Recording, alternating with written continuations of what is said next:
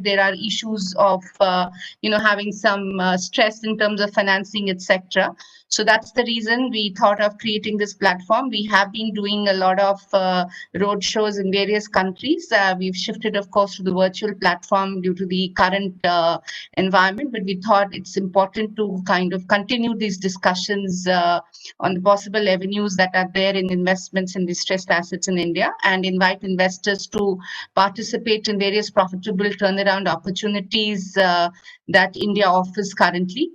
Greatly honored to have with us His Excellency Mr. Pavan Kapoor, India's ambassador to UAE.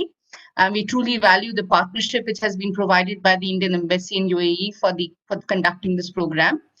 Of course, we're still waiting for Mr. Dr. K.V. Subramaniam to join. He's the Chief Economic Advisor, Government of India. In many ways, he's also been part of all the reforms which have been done recently to battle, the economic issues that have arisen because of COVID. Dr. Sahu, unfortunately, has not been able to join because he's not keeping well. But I really thank Mr. Sudhakar Shukla, whole-time member of IBBI, for being with us this morning. It was a very short notice, sir. So thank you so much for, despite that, joining us this morning. Of course, we have Mr. Shah is joined, Mr. Rashesh Shah is joining in shortly. And we have Mr. Shardul Shroff, he's the chairman of FICCI's Stressed Assets Committee, and Mr. Nikhil Shah, member of FICCI's Stressed Asset Committee as well, and Mr. Dilip Chinoy. And we also have some representatives from ADIA with us. So thank you everyone for joining in, and of course, Nikhil, for all your support in putting together this program today. Before I invite Mr. Pavan Kapoor for his opening address, just a quick introduction. In his diplomatic career, which spans about 3 decades, Ambassador Kapoor has served in different capacities in the Indian missions in Moscow, London, Geneva, etc., and of course has served in Ministry of External Affairs in various positions, also in PMO in New Delhi, and he's been the High Commissioner to Mozambique and the Kingdom of Swaziland during this period, and of course, like every diplomat.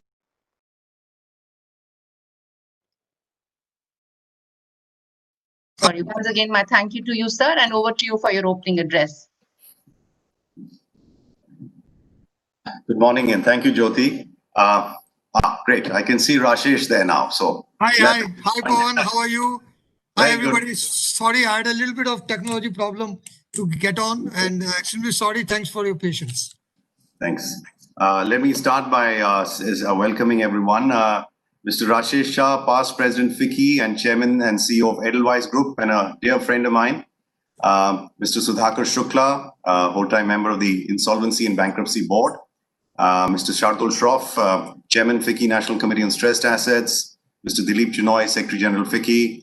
Senior representatives of the Abu Dhabi Investment Authority, and friends. Good morning to all of you, and welcome to this webinar on opportunities for investment in stressed assets in India.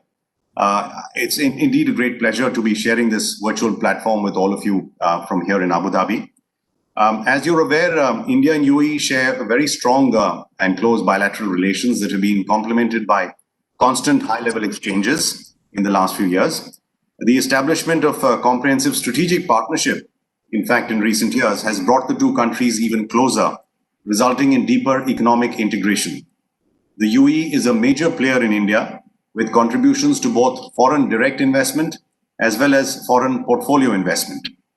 A number of UAE sovereign wealth funds, not least of all ADIA, of course, have invested in diverse sectors of the Indian economy, such as highways, construction, affordable housing, renewable energy, telecom, aviation, ports, and logistics. Today's virtual session introduces a new window of opportunity for UAE investors in India's stressed assets market that has been estimated to be worth more than $150 billion. The Government of India has been taking progressive steps to facilitate further investments into various stressed asset segments across sectors such as infrastructure, construction, mining, metals, power, and gems and jewelry. In the last few years, India has emerged as the best performing country in South Asia in handling insolvency and is performing better than the average high-income economies in terms of recovery rate, time taken, and of the process. Given the current global situation due to the COVID-19 pandemic, the stressed assets market of India presents a great opportunity for UAE investors.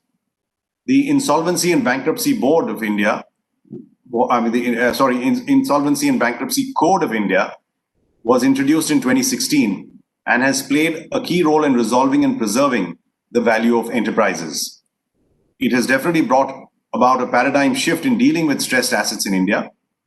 Although the code remains suspended until December 2020 to protect companies that are experiencing financial distress on account of COVID-19, the existing legal and regulatory framework outside the IBC still offers significant investment opportunities for investors. Today's webinar is particularly timely as the UAE has expressed its keen interest in understanding India's stressed assets market to explore opportunities for investment.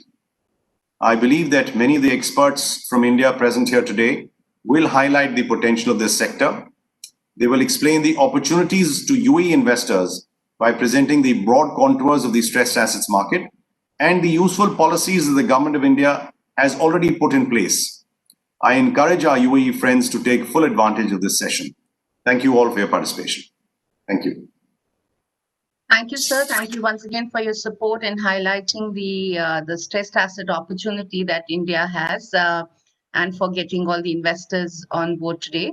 We now move to Mr. Rashesh Shah for his address. A quick introduction of Mr. Shah. He is the Chairman and CEO of Edelweiss Group, of course, the past president of FICCI. He leads India's one of the leading diversified financial conglomerates with businesses ranging across credit businesses, non-credit business, and life insurance. He's very passionate about the financial services and the role it can play in translating India's vast savings into investments, and one of the most knowledgeable person that we know in the stressed assets area as well. Over to you, Mr. Shah, for your quick remarks, please. Thank you. Thank you, Jyoti, and thank you, everybody. His Excellency, Mr. Pawan Kumar, Ambassador of India to UAE, all the other colleagues from the Indian Embassy in UAE, my colleagues from FICCI, Shardul, who's chairman of our FICCI Committee on Stressed Asset, Jyoti, Dilip, Nikhil, all of you, a very good mornings to you, though it's going to be almost good afternoon. A very good morning to all of you. And it's a great opportunity to be interacting with investors in UAE in this specific area of talking about stressed asset, but also overall generally talking about investment opportunities in India. As His Excellency said, India is a great investment destination opportunity for us. As we know, India's economy, which has grown very rapidly, we are now almost $3 trillion. And though there is a speed bump, like we have hit, like everybody else has hit because of the COVID, pandemic, I think India's growth story on a longer term basis is still very much underway. And being almost a $3 trillion economy, there is a lot of opportunities in India, and a lot of India opportunities come from India's savings, India consumption, but also more importantly, India investment opportunities. And I think it is those investment opportunities, and specifically what we call stressed asset opportunity, though I don't call them stressed assets, and I'll tell you why, is where I'm happy that we are here today to talk about. What we have seen in India, a lot of assets are not stretched. The promoters are stressed, the balance sheets are stretched.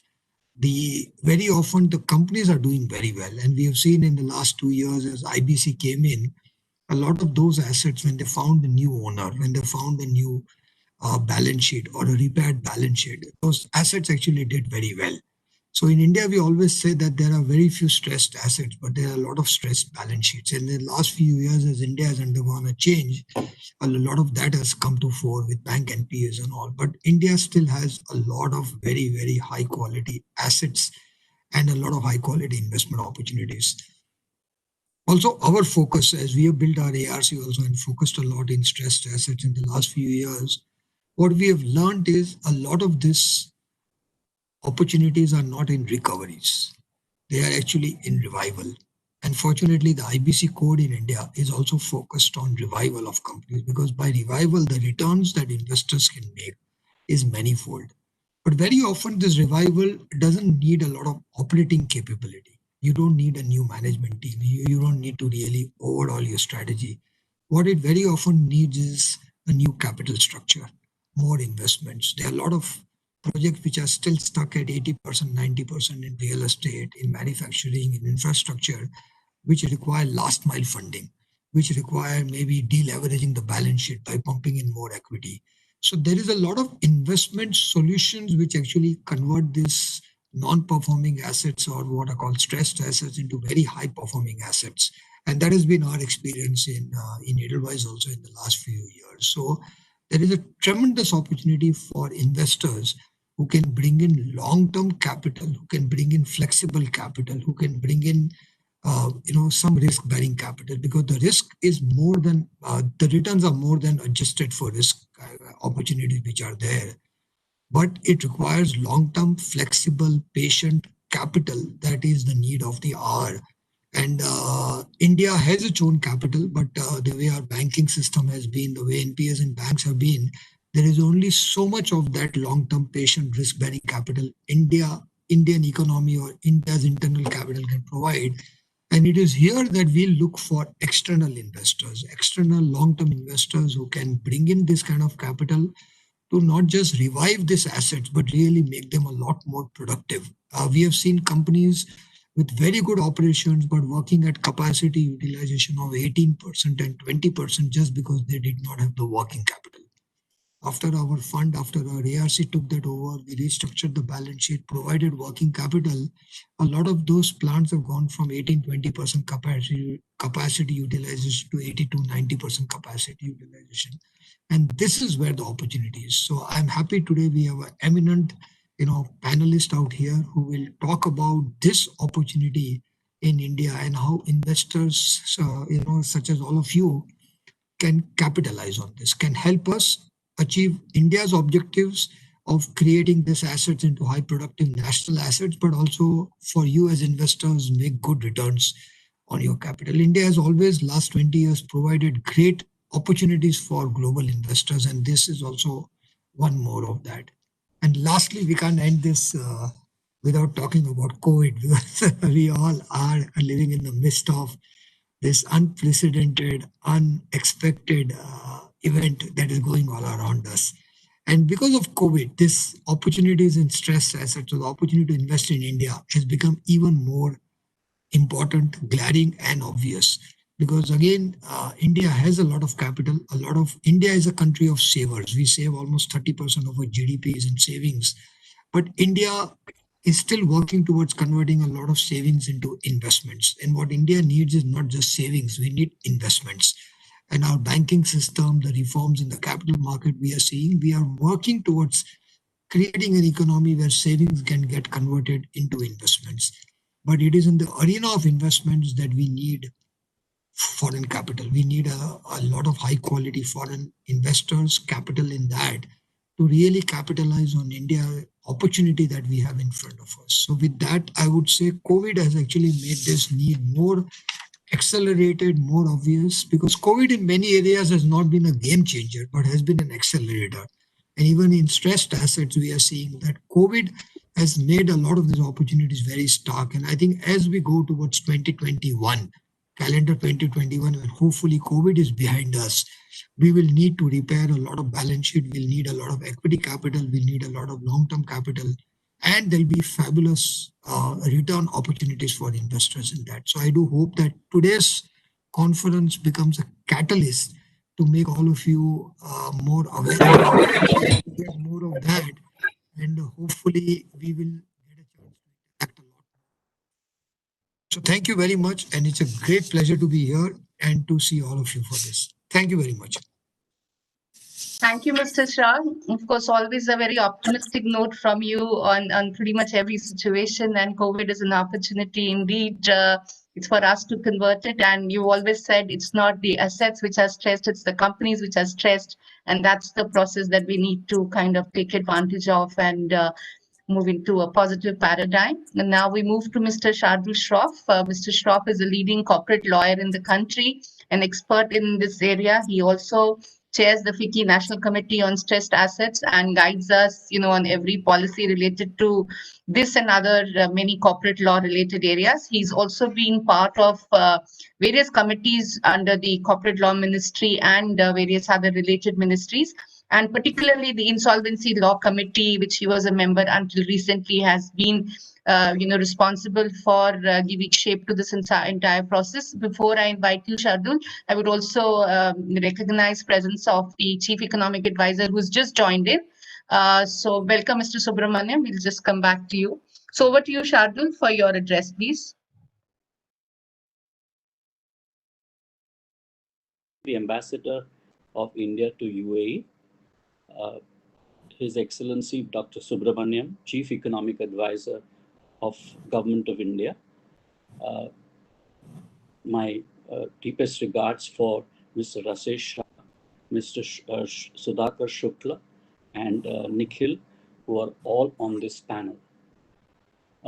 My role today is essentially to set the context of why stressed assets and a market around these opportunities is apt today and is a growing field and needs to be explored by investors from abroad. We are in a constitutional democracy, and to set a structure where you can change management smoothly is almost like what happens in our democracy, where the vote changes government without really having any dissent, any sort of upheaval in the context of smooth handover. This is a unique law in that it is for the first time creating a creditor in control regime. So far, we've had situations where the promoters and in some sense bad managers have continued in the management of assets which are stressed, and there was therefore no incentive for them to change or improve the working of the company. It was often said that there are only sick companies but no sick promoters. I think that has drastically changed in the context of what has happened under the IBBI law, and this is a behavioral change which has happened, and a lot of the resolution which was contemplated for revival of enterprise has taken place because promoters for the first time felt really threatened that they could lose their company and lose certain advantages and benefits in taking over other companies or getting facilities from the banking world.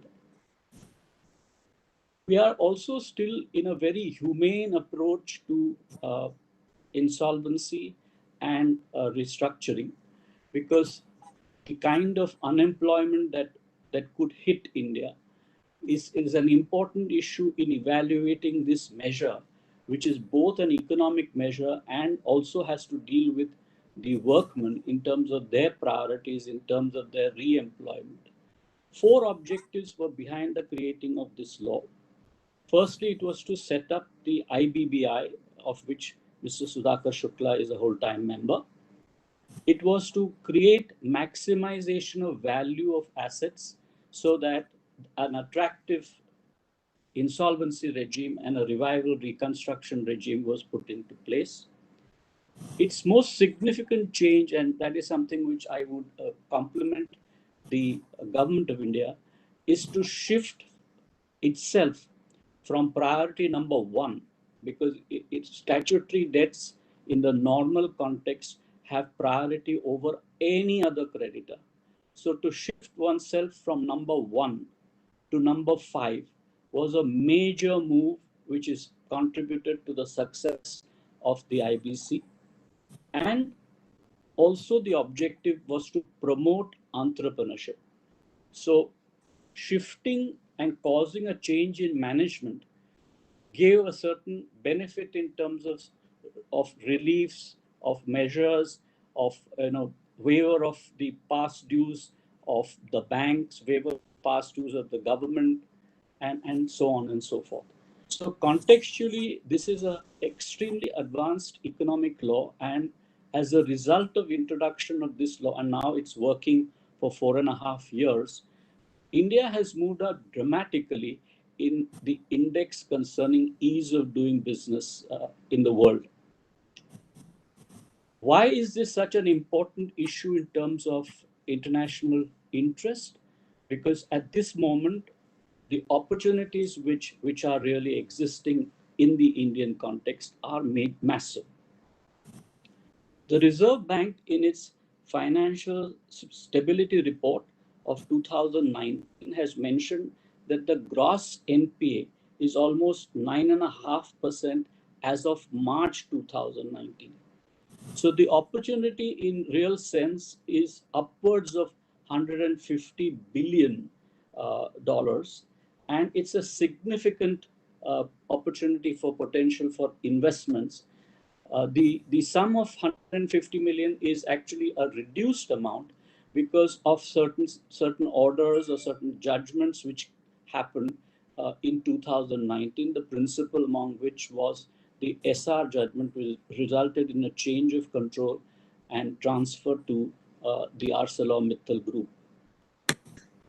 There are a large number of cases which usually get filed with the National Company Law Tribunal, which is the appropriate authority which resolves issues and which resolves the plan, which really looks at the framework, which is quasi-judicial, and results in a transparent process of how the control of a company shifts or a reworking happens. So that's one of the major advantages of the system of IBC in India, and I'll deal with it a little later also. Because it has a large number of distressed assets, a spread of where all the kind of distress is in terms of, say, a bank's portfolio. It is in power, it is in iron and steel, it is in engineering, it is in trading, it is in roads, textiles, auto ancillaries, and so on and so forth. So the power and infrastructure sector are two of the key areas in which there is distress, and resolution of this distress is important, and between governments and between international lenders or investors, this is one of the greatest opportunities which exists in any country, anywhere in the world, and especially in India.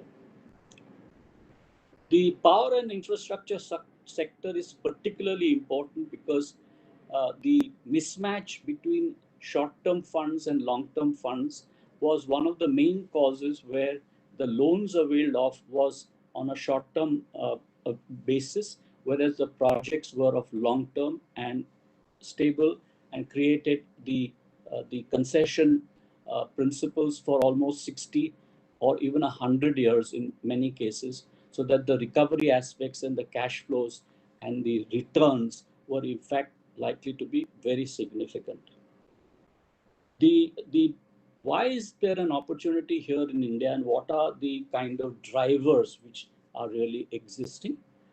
Number one, I would say, is the supply of the stressed assets. There are diverse areas in which there are stressed assets available, and as Mr. Shah clearly said, the asset quality is good. It is the cash flow issue, it is the short-term working capital which has caused this kind of distress, and therefore there is a need to rework the capital structure of the company. The regulations are extremely transparent because, as I said, it is a constitutional democracy, and the principle of equal opportunity and non-discriminatory principles in creating the resolution, in giving equal opportunity to any bidder to really go and acquire. And the evaluation matrix is also very transparent and less subjective than it could ever be in the context of such a major measure. The potential for a greater return on investment is much higher than when you compare it across the globe anywhere.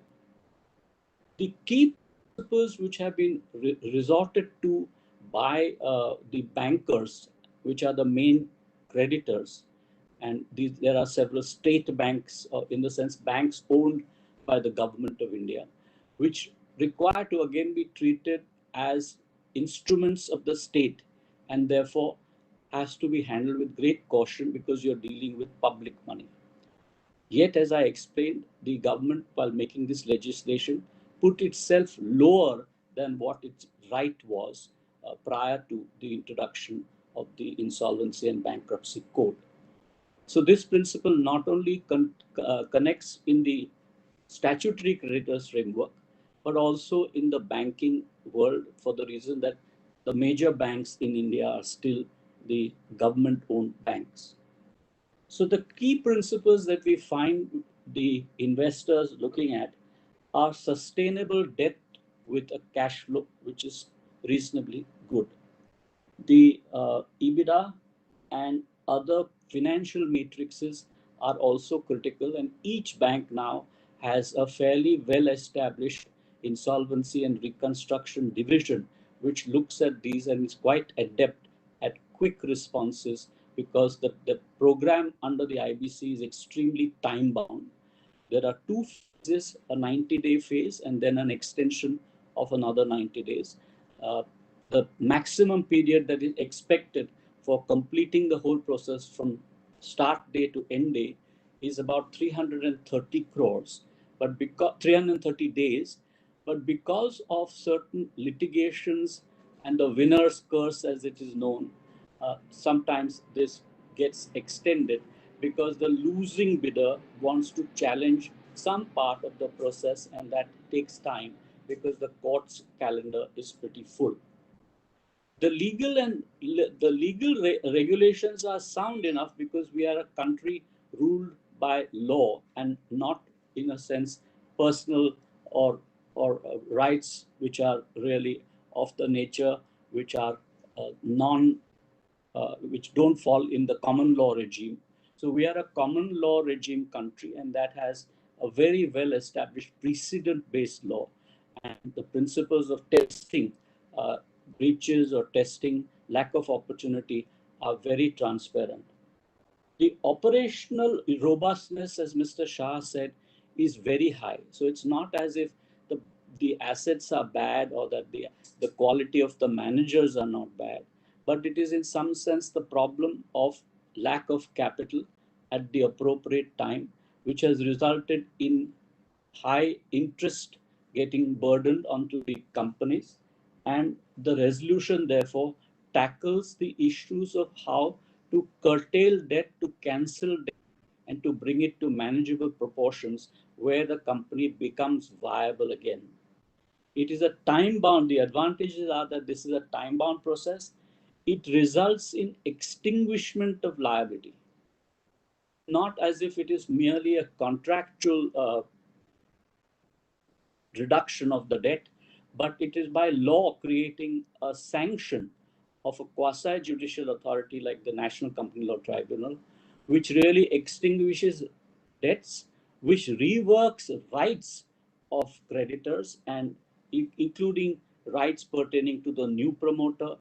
It has sometimes resulted in complete cancellation of the old capital, which is completely lost, and therefore gives the opportunity to even fresh capital completely controlling the company. So it's possible that 100% of the old promoter's equity can be cancelled and substituted by a new promoter's capital, so that there is no minority issue. There is no dog wagging, the tail wagging the dog, where a minority of the prior promoters sit and harass or cause complications for a new incumbent. The assets and the stressed assets especially are particularly cheap valuations at this point of time. COVID has also contributed to the valuations getting depressed, and India in the current regime has actually realized that there is no market, in a sense that there are very few people who are creating the market for such assets. So this is an ideal and opportune time to look at India and to invest in stressed assets. Thank you so much.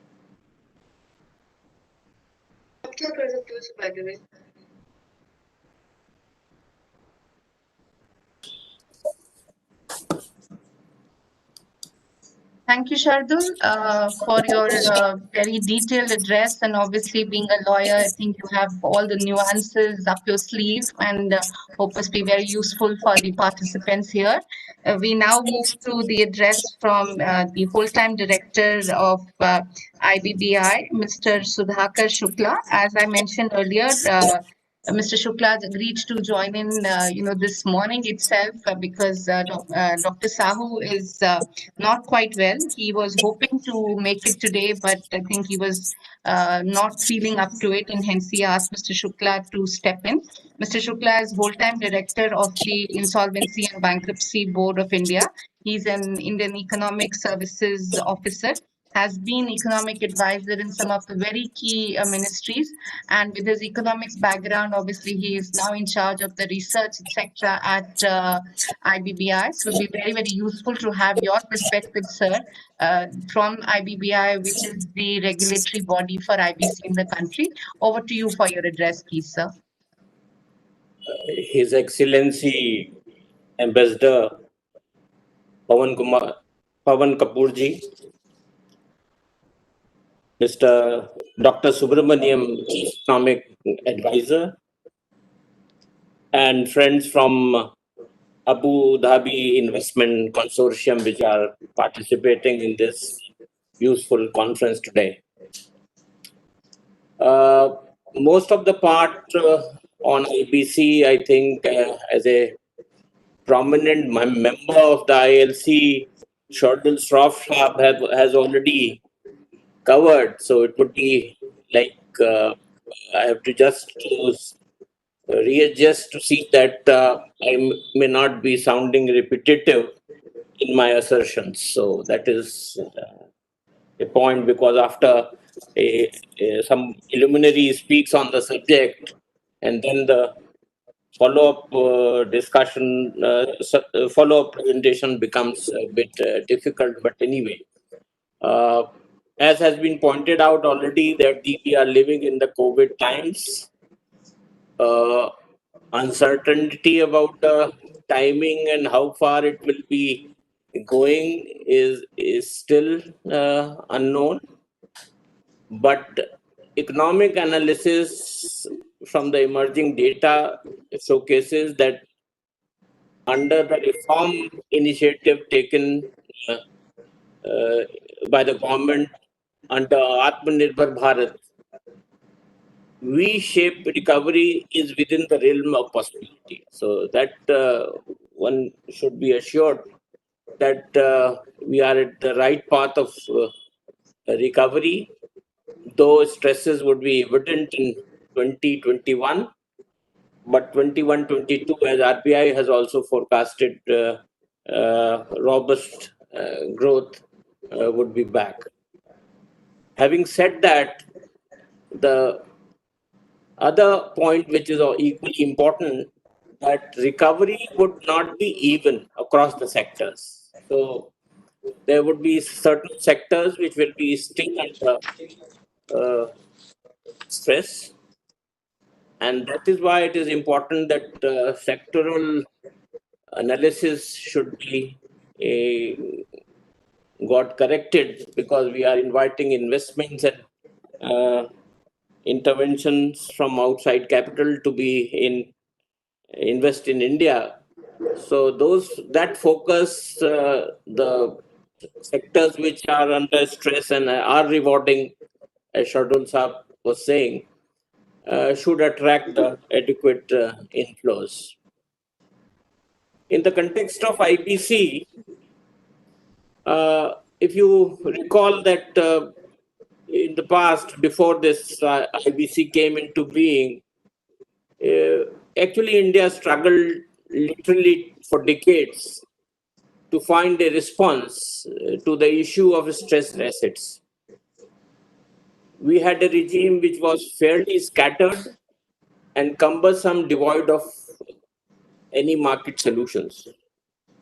So as it has been pointed out, what we are looking at is the regime which brings in regulatory certainty and also time-bound processes. There is a commercial wisdom of COC committee of creditors, and there is a quasi-judicial process of adjudicating authority inbuilt. So all loopholes have been plugged in. So regime is responsive, and delivery points are time-bound in nature. So now what we are saying is prior experience of modern insolvency regime was to search a regulation which is proactive, incentive compliant, market-led, and time-bound. And this is what we have seen in the form of the code. But I also want you to take you through the journey, because when at the drawing board stage, when we were drawing up the IBC, at that time, if you say, like, we would be able to deliver in 4 years' time such a robust system with outcomes already visible, was very difficult to perceive. The task at hand was for laying down the law, creation of infrastructure, in addition to capacity had to be built, professions had to be developed, because insolvency profession worth the name was not existing. The markets and practices were to be developed, and stakeholders were to be made aware that this regime has come, and this is the quantifiable benefit to move towards this regime. So if you see this, what constraint were there at the time of beginning, and what we have achieved, because if you see the regime today, it is comparable to any international best practices today. And some of the features, like having a dedicated regulator in IBBI, having your IU information utility, and also for the dedicated professionals development, we have a GIP process. So this three are not reflected in any advanced regimes. So we had a departure and leading the board on many aspects in insolvency regime. And today we proudly say, as previous speaker has already mentioned, that this is the reform by stakeholders, of the stakeholders, and for the stakeholders. And when we say by the stakeholders, for the stakeholders, we are mindful of the fact that economic law always evolves. It is not a stationary position. With times, it is evolving. And that's what has happened with this law also. Supreme Court, NCLT, and government through various amendments have brought in several changes which made the law potent and responsive to the market needs. Then if you see this jurisprudence which is evolving, actually made it very clear that this defaulters paradise is virtually lost.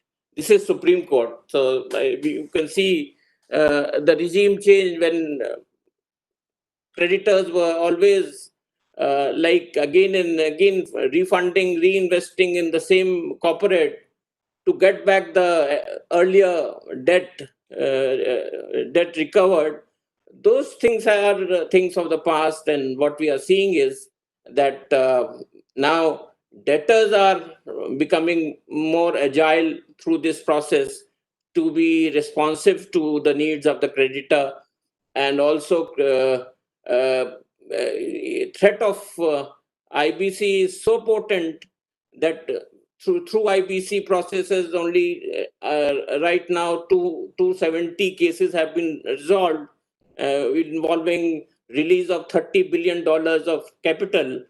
But if you see that before entering the IBC, more than 50,000 cases have been withdrawn, which has the total value of around $90 billion worth capital which was under stress.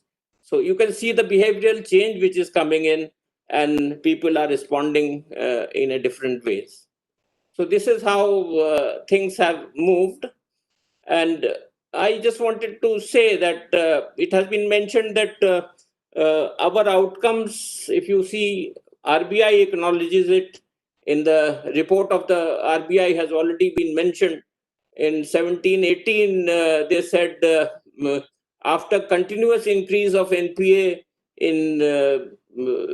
continuous increase in 2017-18, this NPA started a downward journey, which was a very remarkable step in moving forward. And since then, it is going down from 12 to 8, and 8 today 8.5 is a big achievement, and RBI report also attributes to the good work done under the IBC. The World Bank group's report of doing business reports, basically ease of doing business, have been cited. And apart from this movement from 136 to 52 in terms of resolving insolvency in the last 3 years, recovery has increased from 26 to $1 to 71 cents to $1. So from 26 cents to $1, which was being recovered prior to 3 years, now it is 71 cents to $1. And in terms of time taken also, if you see the report, it says average time taken has reduced from 4.3 years in resolving insolvency to 1.6 years now. So this is a leap jump. Actually, we demonstrated that in very short duration, this was possible and this was done.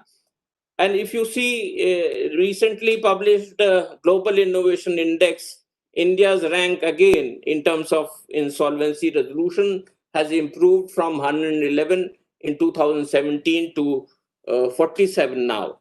So all the indicators are pointing that in terms of insolvency resolution, India is the best performer in South Asia, and comparable and even better in terms of results emanating from OECD countries. So this is the fact which I wanted to share. These are the international reports, and build confidence confidence of investors to be targeting India for fair returns to their capital. Now, just to be very specific, I wanted to end with this thought: how an investor wants to, like some of you wants to invest in distressed asset in India. What are the provisions and how code facilitates this? Actually, we have said that 29A, section 29A of the code prohibits corporate debtor from participating in the whole process. So that is one threat which is on his head, that he has to get the company in line or he has to quit the company. So since everybody wants to retain the ownership of the company, the problem is to be resolved, and that is why alternate capital flow is being sought through foreign funding, through internal resources, and that is what behavioral change is all about. All the producers and developers of the companies are going out in search of the capital. This is the pre-CRP situation. 29A prohibits the participation of the developer in the resolution plan. And then during CRP, there is a provision for 12A. And here again, withdrawal is possible if you can get the funding and settle the dues, again through which provides investment opportunity to the foreign investor to come in. Third, I think area would be like we are always saying that CD we have to dispose as a going concern.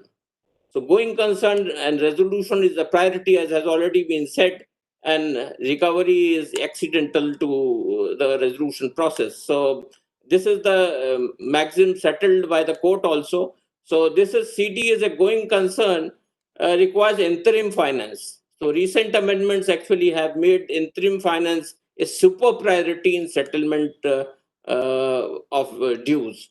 So that is a ECB opportunity for interim finance to come and restore the CD as a going concern.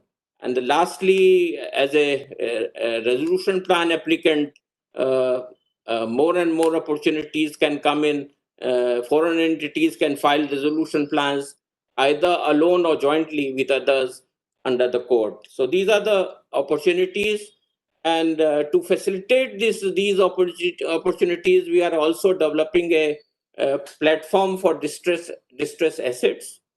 It eventually would have house the auction platform also, where distress asset can be seen and interventions from domestic and international investors would be called for participation. This platform, virtual data room, has been launched on 1st October. Its auction facilities would be available in another 6 months' time. So this is a platform for distressed assets is coming up under the information utility, NESL, and it would be functional soon.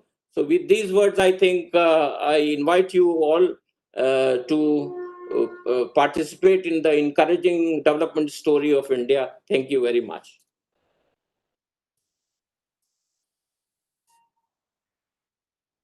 Thank you very much, Mr. Shukla. You provided us the framework of IBC and how it can really help in the entire process and the robustness of the process which has been developed over last 4 years. And this platform, of course, would be very useful.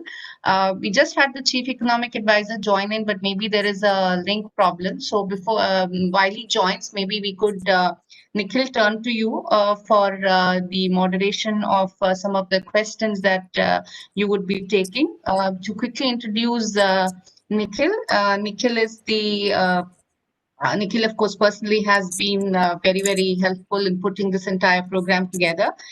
Professionally, he is also the managing director with Alvarez and Marshall and leads the turnaround and restructuring practice in India, and has played an integral role in several high-profile turnarounds, performance improvement, distressed M&A, and financial restructuring projects, and brings more than 15 years of experience serving public and privately owned companies. Thank you, Nikhil, for all your support, and over to you. If the CA joins in the middle, then we will break and get back to him, please. Sure. Thank you, Jyoti. Firstly, good morning, afternoon to Dr. Subramaniam when he rejoins, Ambassador Kapoor, Mr. Shukla, Shardul, Rashesh, and of course the audience. And thank you, Jyoti, Abba, and the FICCI team for organizing this webinar.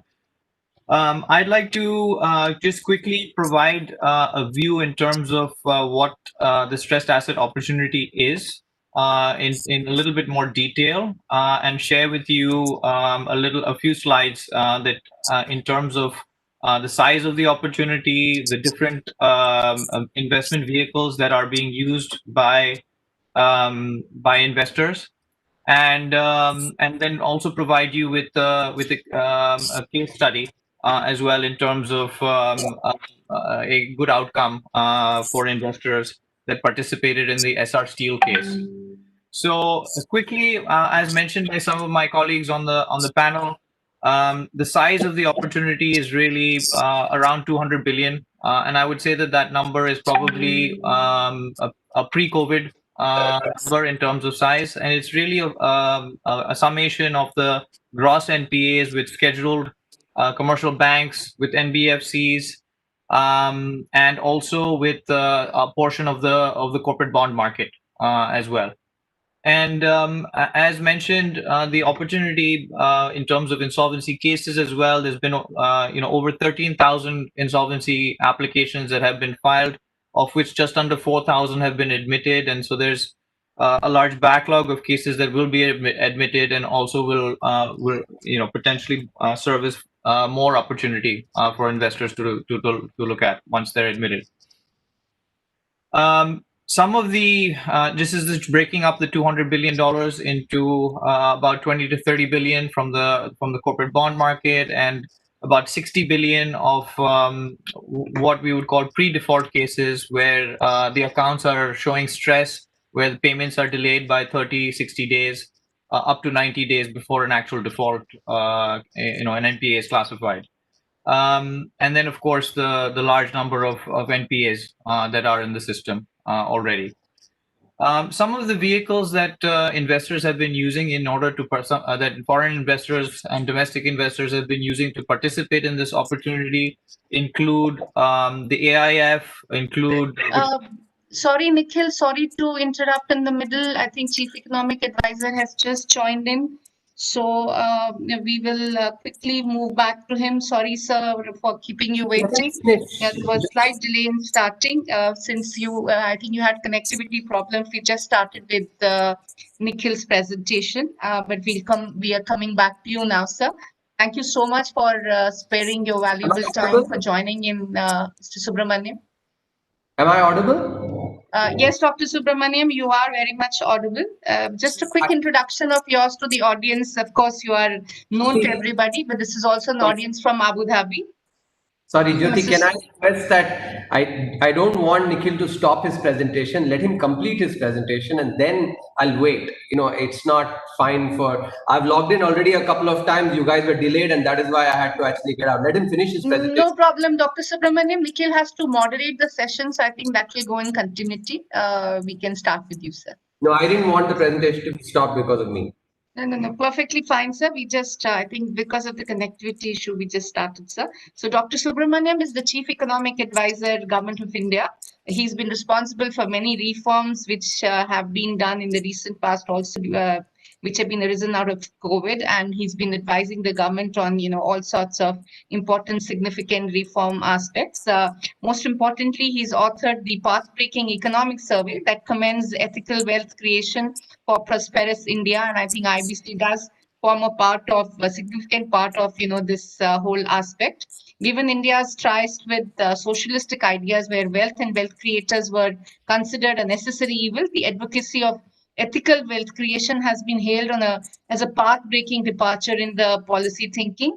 And his idea of thalinomics, what is a common person pays for a vegetarian or a non-vegetarian thali, has been really claimed as the Indian big MAC index, and the 2019 economic survey, again authored by Dr. Subramaniam, laid out the strategic blueprint for India to become a $5 trillion economy by generating a virtuous cycle where private investment, wage employment growth, as well as consumption feed into each other.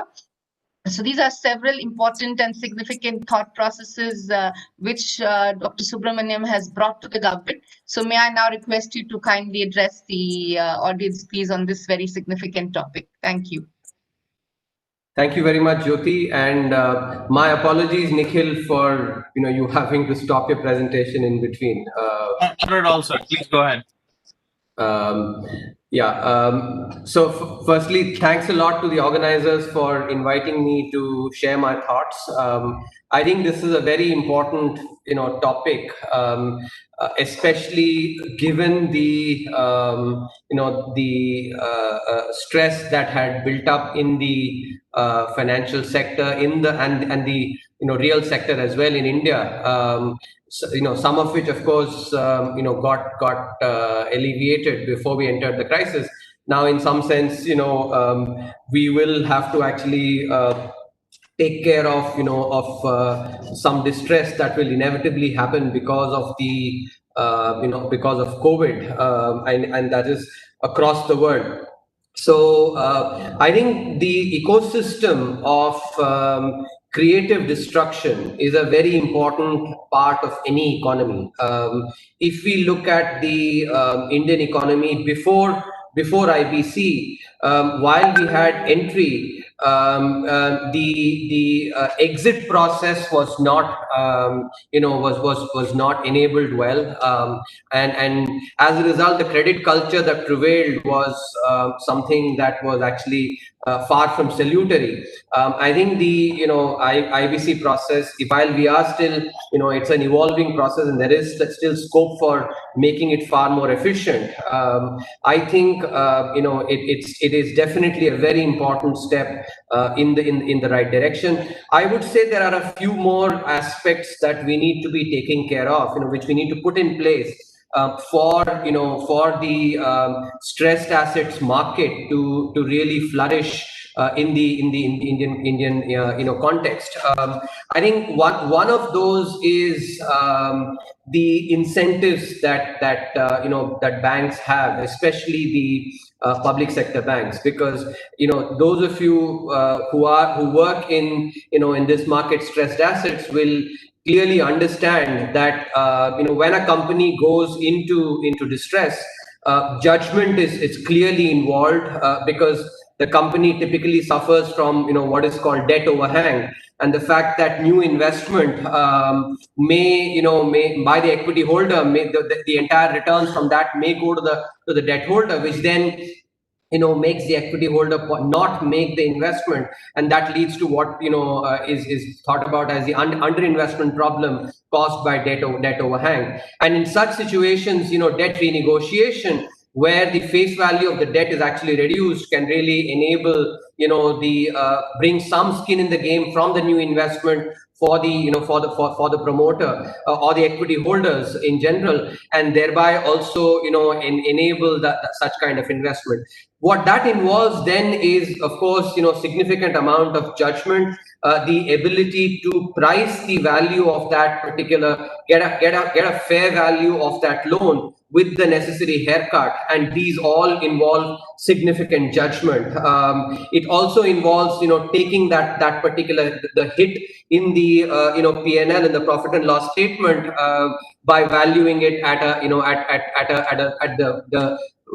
the value that there is of not for every 100 rupees, what is the actual value of that asset at that point in time. Now this is where because of the involvement of because of judgment, there is always this possibility of hindsight bias that can come in, and which can then create enormous risk aversion. If, for instance, let's say the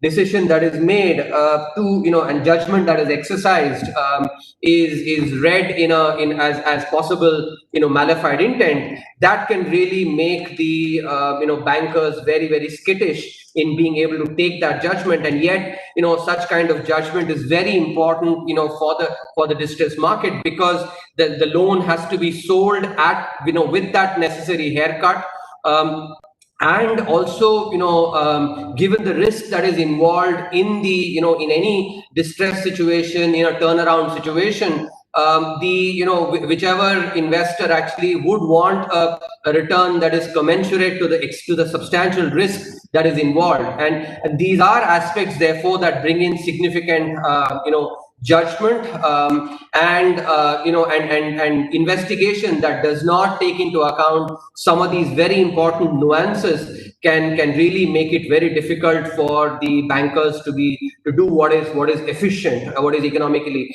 efficient. So these are some critical aspects of the system that is, I think, that is important. One is the incentive. Second, also a market for the price discovery of stressed assets, because without that, this process of actually taking the haircuts itself becomes difficult. So, and this is where distressed funds play an important role. Similarly, a corporate bond market that also enables distressed companies bonds on those to be traded become quite important. And if you look at India, it's primarily just the top few ratings that get traded. And here's where a country like the United States benefits a lot in the creative destruction process by having that market that enables price discovery, and thereby also the distressed market to work seamlessly without that much hiccups. And so there are some important market failures that we have in the creative destruction process, which is something that we basically need to be focusing on. The incentives, the market for discovery of such prices. I think that is something which needs to be really focused on to enable the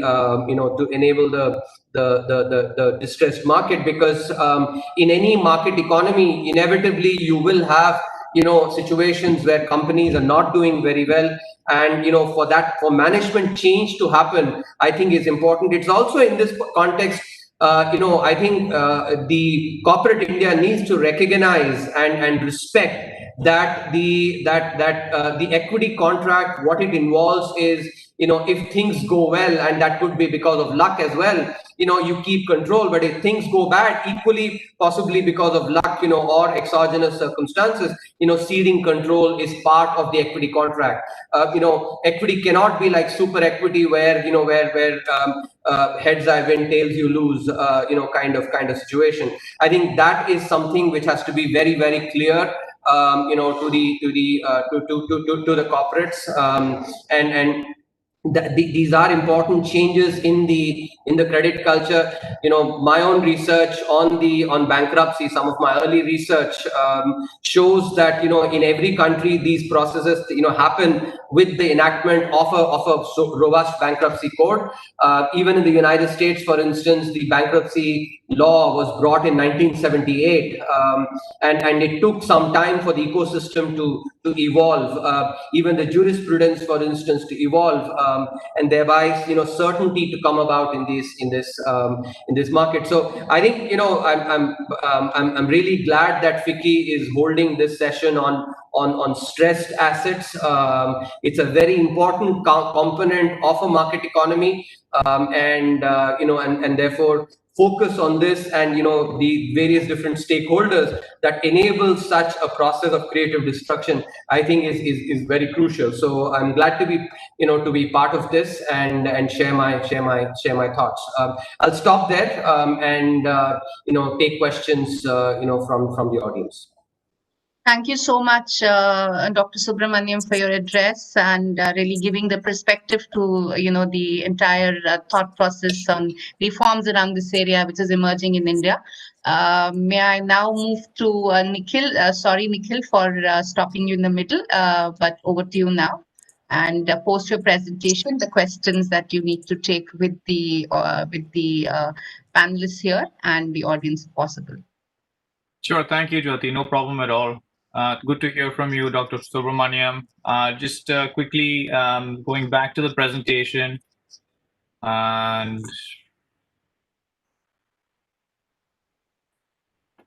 as I was mentioning, there are certain vehicles that investors have been using to invest in stressed assets in India, and that has included alternative investment firms, asset reconstruction companies, non-banking finance companies, and designated foreign portfolio investors as well. And these different vehicles are available for different types of debt that are available. For example, foreign portfolio investors tend to invest in Indian debt that is denominated in foreign currency, whether it's in US dollars or any other currency. And asset reconstruction companies tend to acquire stress loans that are SMA2 or NPA and are denominated in Indian rupees, and so on.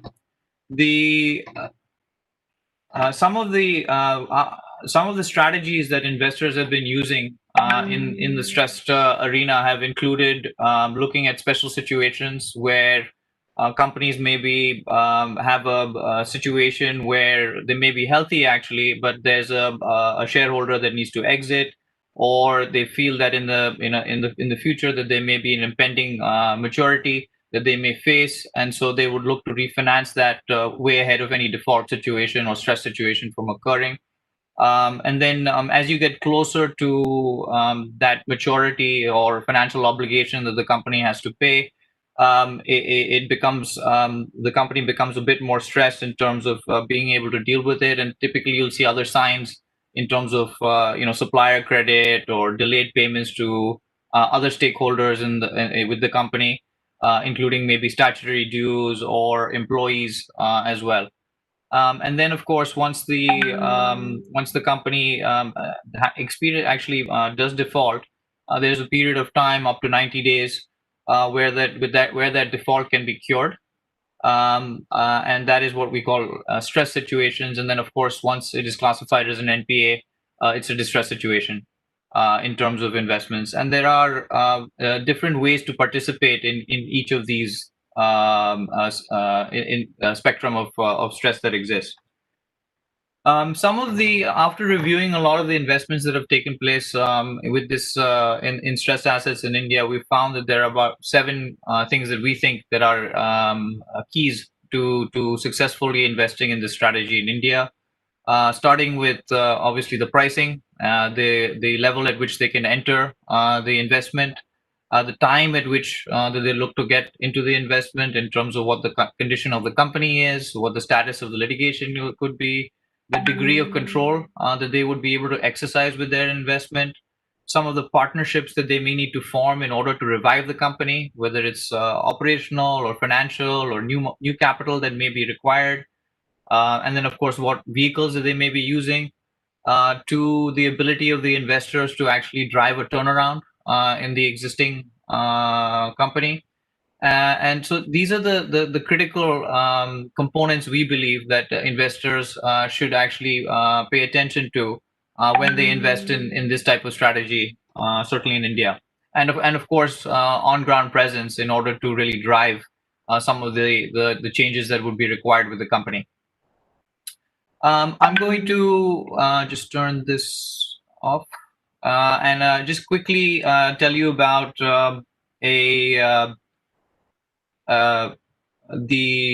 sorry, could you turn the sharing off?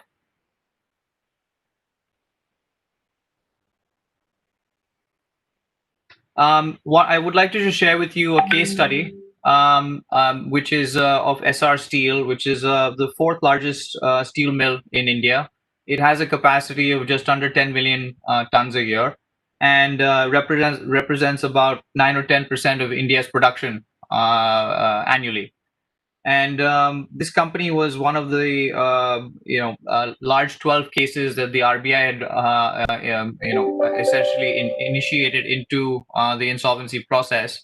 And in August of 2017, the company had about $7 billion of debt.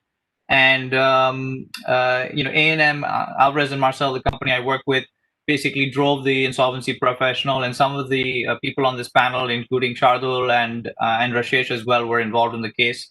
And essentially what we were able to do while acting as the chief restructuring officer in the company was to really take control of the company and drive both production, revenue, and cash flow of the business up during the insolvency case.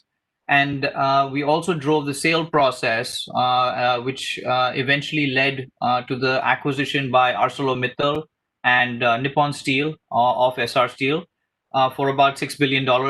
This was completed in December of last year, and it represented a 92% recovery to the secured creditors.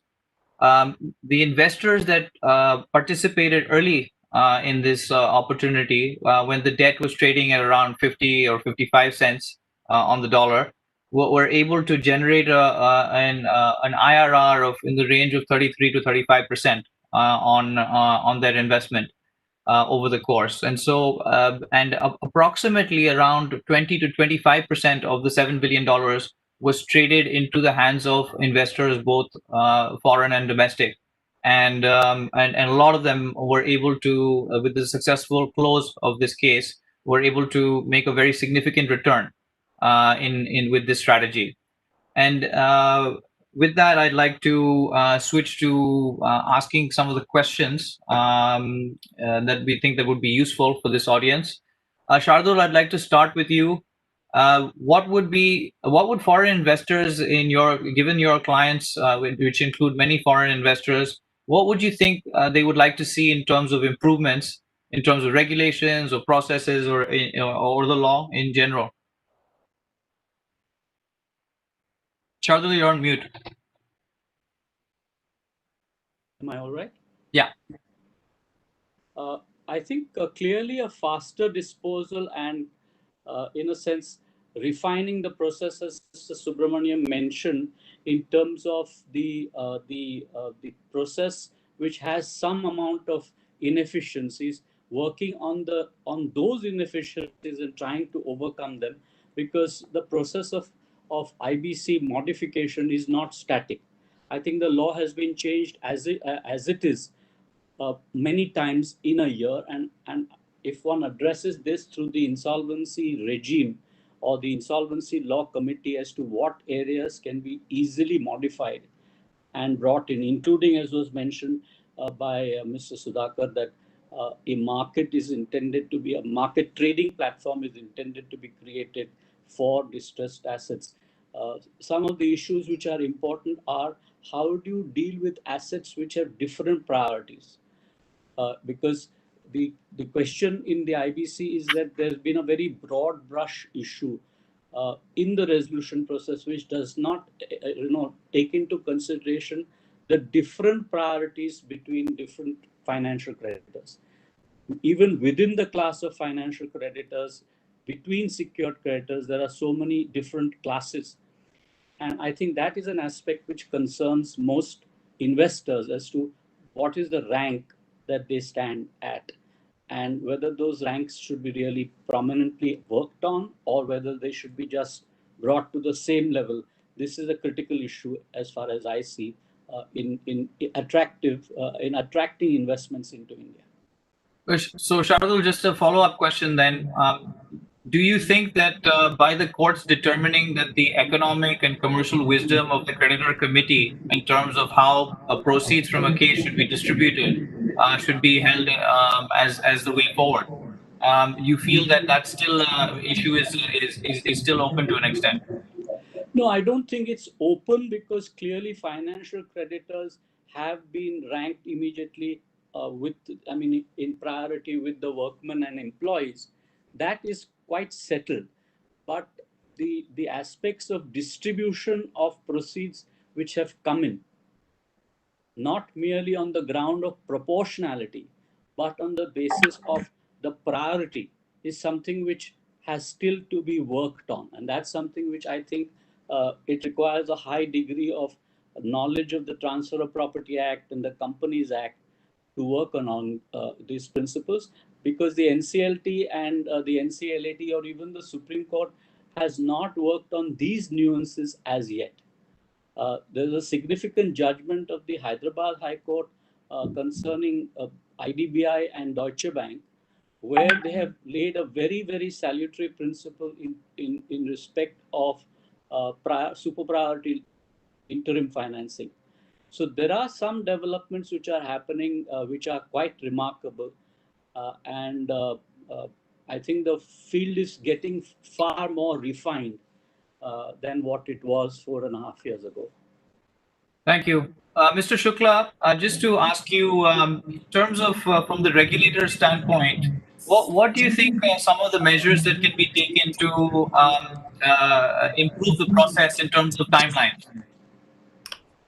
Timelines, I quoted the World Bank report, they have done well, but not taking away the fact that against 330 which is described under the statute, we are standing up at the figures of like resolution in 408 days or 430 days, as the case may be. So certainly there is a deviation, and Apex Court has already clarified this deviation, that court processes we cannot set the timeline. though code sets the timeline, but some processes which are beyond code, under litigation, those Supreme Court has also given a judgment that it has to be expedited. It is from NCLT, NCLAT, it is going directly to Supreme Court. Time is taken less, but still, if some procedural demand is such that if time is required, then that time has to be allowed. And Mr. Shukla, do you believe that if I'm sure you've looked at the data, that how much of it is actual resolution time spent versus time spent in litigation in court? I'm presuming that the data is indicating that the resolution part of the process is actually being completed within the time allocated, and the delay is really coming at the judicial level. No, it is difficult to pinpoint that aspect, but still, I can tell you that since there are so many competitors and so many people with interest in a CD, so whenever the process is filed, there are so many clarifications sought by so many people, which NCLT takes time to settle. So that is also in process itself. It is creating delays as you have to settle each and every query raised by the stakeholder. Thank you, sir.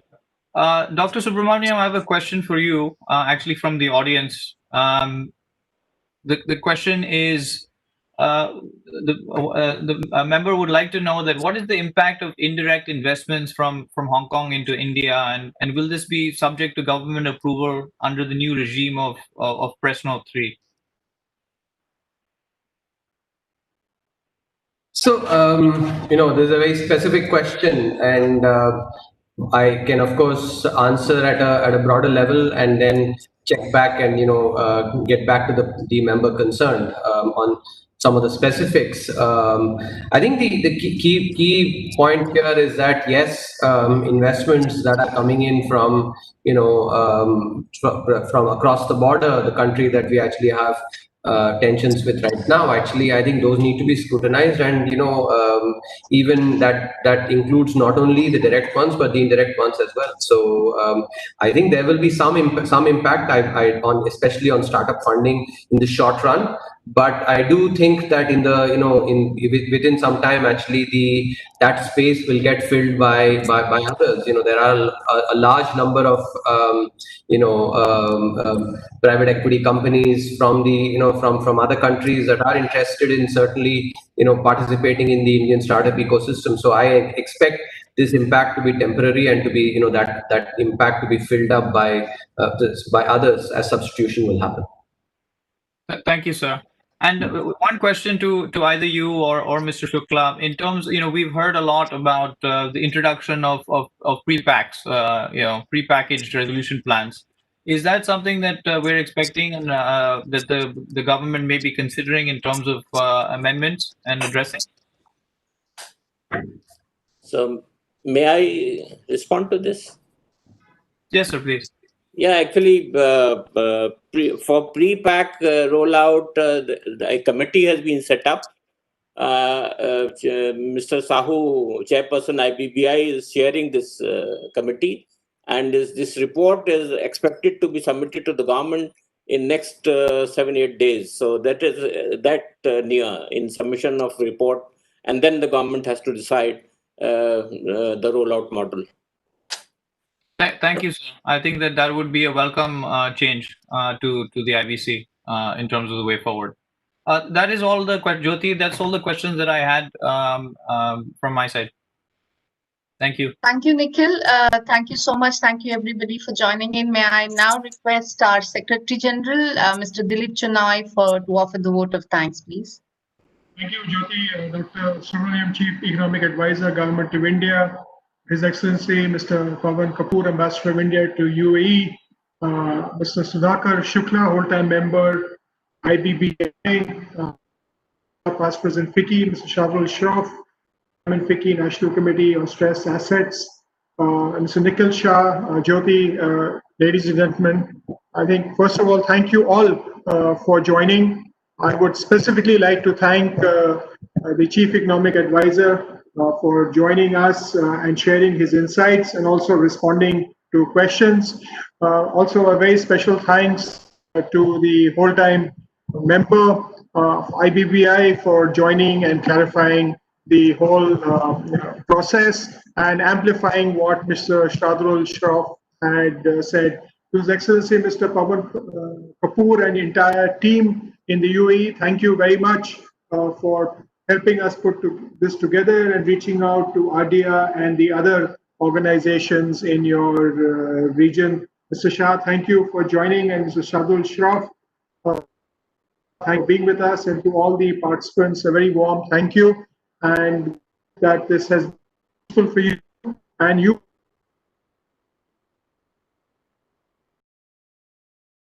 investing in these, Shah said, not stressed assets, but highly a great opportunity to grow your businesses through this route in India. So thank you all, and keep well and stay safe. Thank you so much, everyone. We come to the end. Thank you, and stay healthy, everyone. Thank you. Thank you. Thank you.